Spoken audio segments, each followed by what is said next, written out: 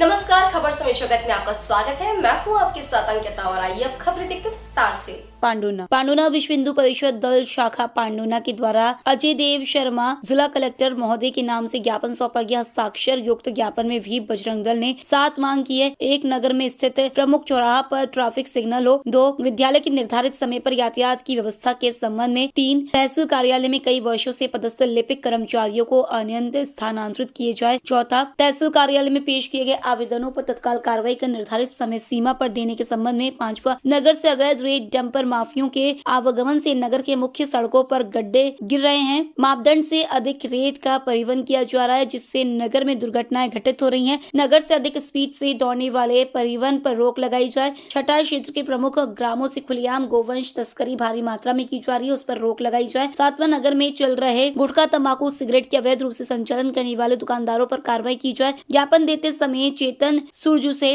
अधिवक्ता व विधि प्रकोष्ठ बजरंग दल दीपेश पद्माकर अधिवक्ता, गौरव गाडगे अधिवक्ता, रविंद्र नारनवरे अध्यक्ष विहिप, मनोज बोरीवार, राहुल गायधने आदि विहिप बजरंग दल कार्यकर्ता उपस्थित थे। पॉइंट मेरे ध्यान में आ गया, तो उसके जो अंतर्निहित है, जो आपने बात बताई है, मैं उसकी मॉनिटरिंग करवा दूंगा कि टाइम भी अभी क्या होता है, इलेक्शन की वजह से भी केस में डेट लग रही नहीं लग रही, सुनवाई नहीं हो रही। और इसमें एक चीज और आपको बताना चाहूंगा, आप लोगों के ध्यान में भी आ रहा होगा, आज उसका वहां से भोपाल से ट्रेनिंग भी हुआ था। उसमें जो साइबर तहसीलदार है, इसका मॉड्यूल पहले एक्सपेरिमेंटल चालू है। मैंने भोपाल में पीआरसी ऑफिस में जाके स्वयं भी देखा था।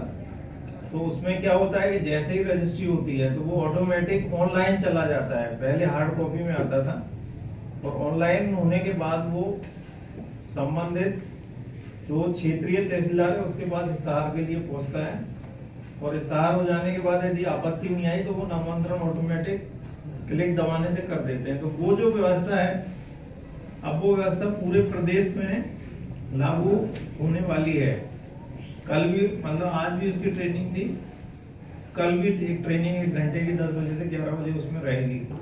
तो इससे अपनी करीब, क्योंकि अपना ग्रामीण क्षेत्र ज्यादा है, तो लगभग 70 से 80% समस्या उससे आने वाले समय में हल होने वाली है, क्योंकि उसमें कोई ह्यूमन इंटरवेंशन नहीं रहेगा। मतलब ऐसे नहीं है कि कोई तहसीलदार की मर्जी है, वो ऑटोमेटिक है। जैसे आज विश्व हिंदू परिषद बजरंग दल पांडुरना तथा विधि प्रकोष्ठ बजरंग दल के माध्यम से श्रीमान जिला कलेक्टर महोदय पांडुरना को हमारे द्वारा 7 सूत्रीय मांगों को लेकर ज्ञापन सौंपा गया है, जिसमें हमने सर्वप्रथम मांग तो यह रखी कि पांडुरना में स्थित प्रत्येक चौराहों पर ट्रैफिक सिग्नल की व्यवस्था की जाए, जिससे कि आए दिन हो रहे दुर्घटनाओं पर अंकुश लगे।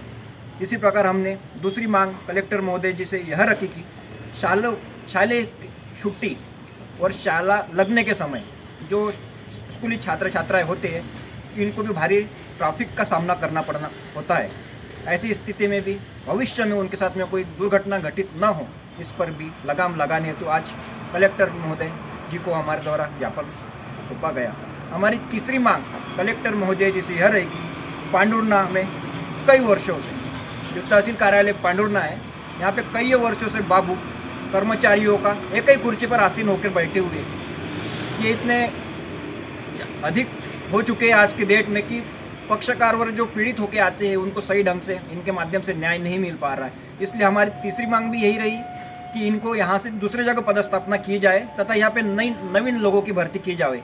इसमें तहसील कार्यालय पांडुरना में जो प्रकरण रोज दर्ज होते हैं उनको पंजीबद्ध किया जाए, जिससे पीड़ित व्यक्तियों का निराकरण नियत अवधि में हो जाए।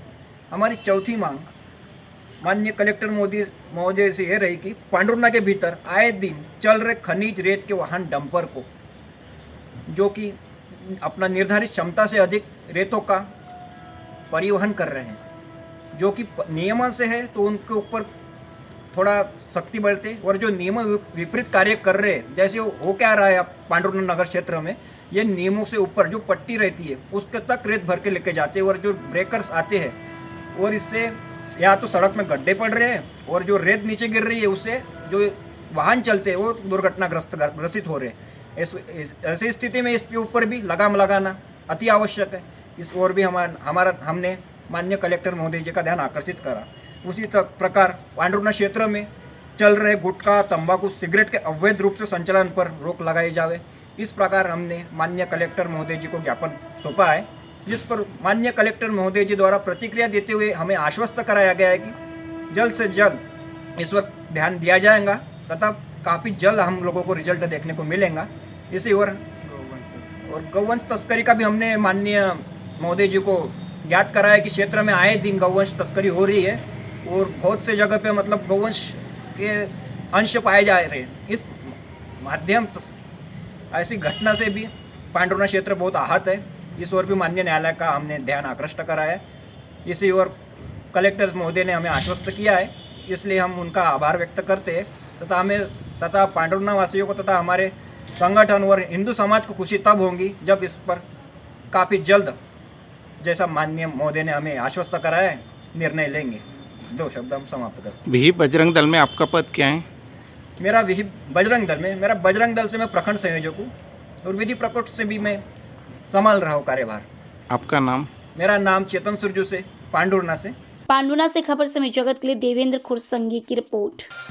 For latest news, subscribe to our channel and press the bell icon.